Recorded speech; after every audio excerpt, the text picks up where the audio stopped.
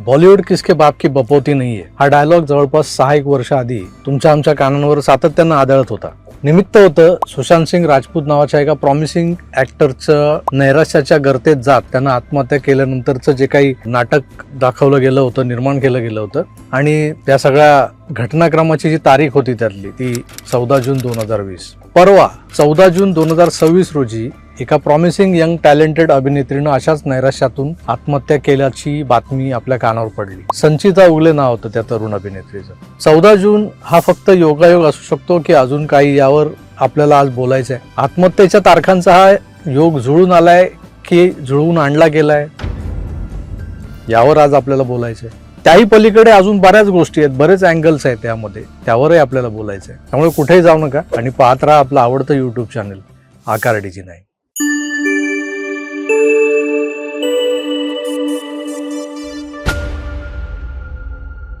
मित्र नमस्कार. हे सगळं बोलायचं जी म्हणालो मी कारण अलीकडेच एक व्हिडिओ युट्यूबवर पाहण्यात आला होता माझ्या, ज्यात 14 जून 2026 या तारखेला देखील सुशांत सारखाच एक प्रसंग पुन्हा होणार आहे. History was going to repeat असं काहीतरी लिहिलं होतं, असं भाकीत केलं गेलं होतं. आणि हा व्हिडिओ पाहणाऱ्या असंख्य लोकांनी मला त्यानंतर फोन करून सांगितलं होतं की असा एक व्हिडिओ आलाय, तो तुम्ही बघा आणि त्यावर काहीतरी तुमचं भाष्य करा. तर भूतकाळात जाऊन जर आपण पाहिलं तर सुशांतला मारणाऱ्यांचा मोटिव्ह हा नेमका काय होता यावर अजून देखील स्पष्टता नाहीये, साशंकताच आहे. सुशांतला लटकवणाऱ्यांना हे माहीत होतं की दिशा सालियनवर बलात्कार झालाय आणि तो करणारे सुशांतला देखील संपवणारच आहेत. कारण दिशाने आपल्या सोबत जे घडलं त्याआधी एक भयानक दृश्य तिच्याच फ्लॅटवर जी काही पार्टी झाली होती त्या पार्टीत पाहिलं होतं.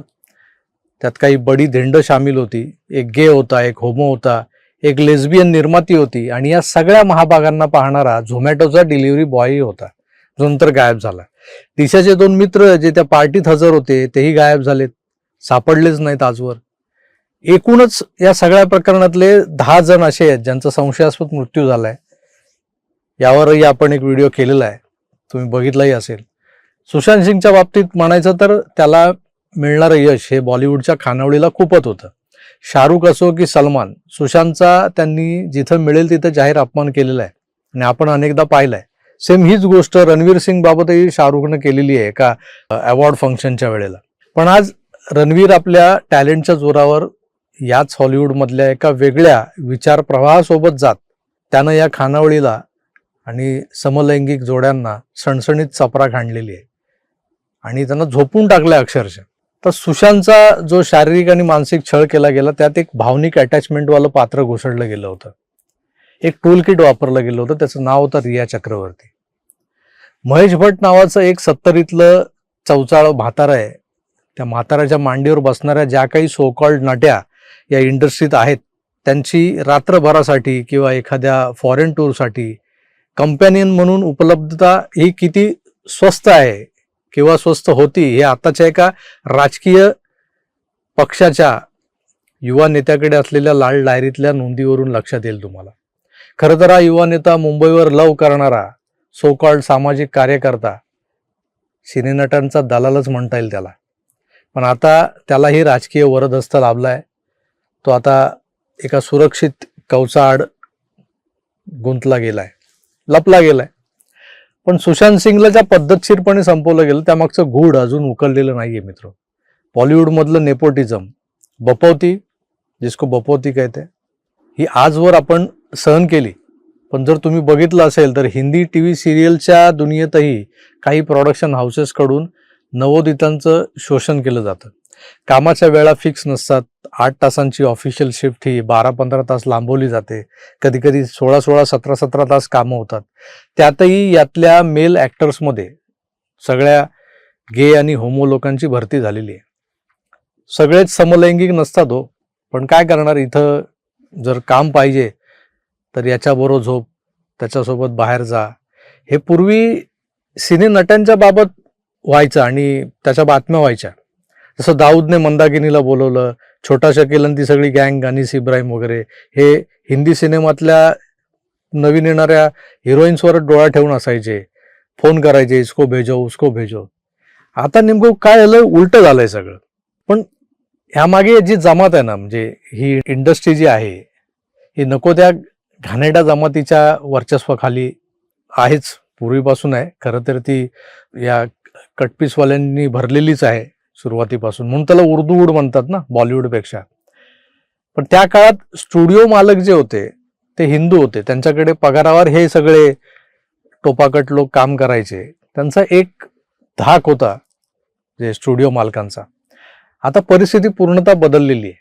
मागे टीव्ही इंडस्ट्रीतल्या एका हिंदू अभिनेत्रीला असंच आत्महत्येच्या दारात नेऊन सोडणाऱ्या एका मुस्लिम नटाला अटक झाली होती, पण त्याला पुढे जामीन मिळाला.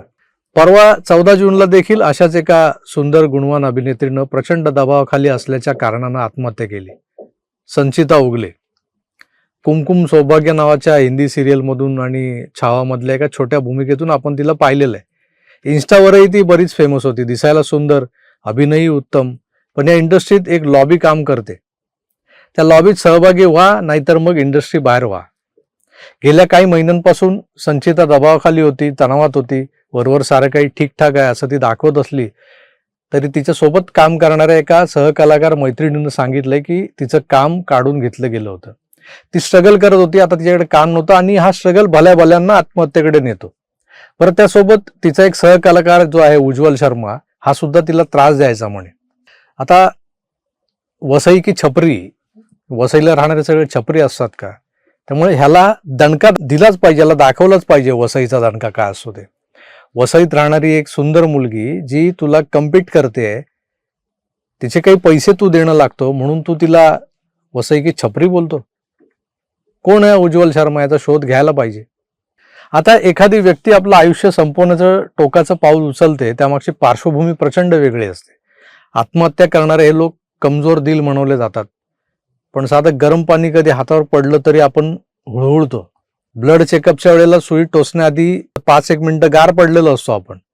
पण आत्महत्या म्हणजे स्वतःला संपवणं, गाडीखाली झोकून देणं असो, उंच इमारतीवरून उडी मारणं असो वा गळफास घेणं असो.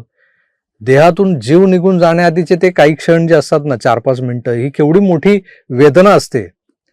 ही वेदना शारीरिक जेवढी तेवढीच मानसिक असते आणि ही वेदना सहन करणं किती कठीण असतं, ती वेदना ही व्यक्ती सहन करते. अशा वेदना होणार आहेत हे माहीत असतानाही हे धाडस करणं हे फार जिकिरीचं काम आहे.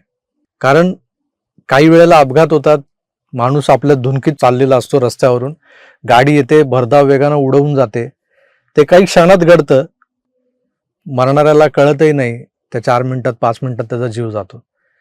पण जो आधीच काही महिन्यांपासून, काही दिवसांपासून विचार करत असतो की मला जीव द्यायचा आहे, जीव द्यायचा आहे, आणि त्याला त्या जीव देताना होणाऱ्या वेदनांची कल्पना त्याला असते, ती वेदना सहन करणाऱ्या माणसाला आपण, आणि ते हे धाडस करणारे जे लोक आहेत ना, हे असे ते लोक कमजोर असणं तर अशक्यच आहे. मग हे घडतं कसं? घडतं तर मग का घडतं याचा विचार व्हायला हवा. आत्महत्येला प्रवृत्त करणाऱ्या प्रवृत्तींना आजही समाजात उजळ माथ्यानं वावरताना आणि दुसऱ्यांना छपरी म्हणणाऱ्यांना काहीही कसं वाटत नाही. त्यांना जर आपल्या या कृत्यांचा पश्चाताप होत नसेल तर तो झाला पाहिजे.